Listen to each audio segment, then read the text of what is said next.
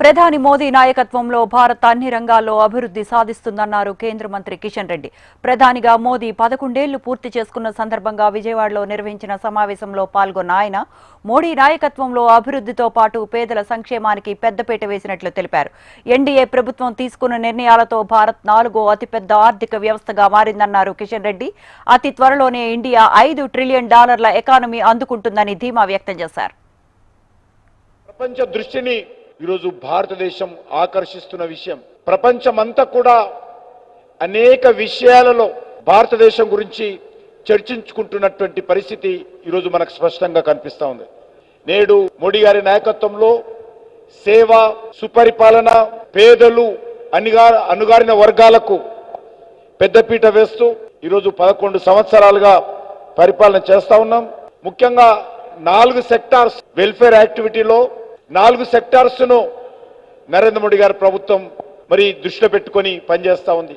పేద ప్రజలు, రైతులు, మహిళలు, యువకులు, ఈ 4 సెక్టార్స్ ను కేంద్ర ప్రభుత్వం దృష్టిలో పెట్టుకొని అనేక రకాల కార్యక్రమాలు తీసుకోవడం జరిగింది. మీకు అందరికీ తెలుసు, భారత్లో జరిగినటువంటి పురోగతి కారణంగా ఈరోజు భారతదేశము జపాన్ లాంటి దేశాన్ని కూడా అధిగమించి ప్రపంచంలో 4వ అతిపెద్ద ఆర్థిక వ్యవస్థగా ఈరోజు భారతదేశం అవతరించింది.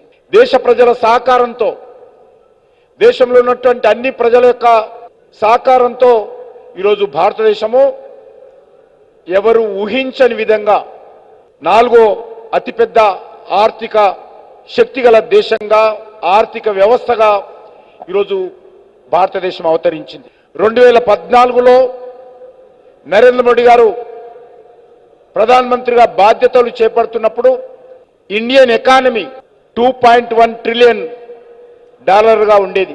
తాజాగా ఈరోజు $4 ట్రిలియన్ ఎకానమీకి ఈరోజు భారతదేశం చేరుకోవడము చాలా గొప్ప విషయం అని మనవి చేస్తా ఉన్నాను. మాకు పూర్తి విశ్వాసం ఉంది, సమీప భవిష్యత్తులో భారతదేశము 5 ట్రిలియన్ ఎకానమీకి భారతదేశం చేరుకుంటుందని మీకు మనవి చేస్తా ఉన్నాను.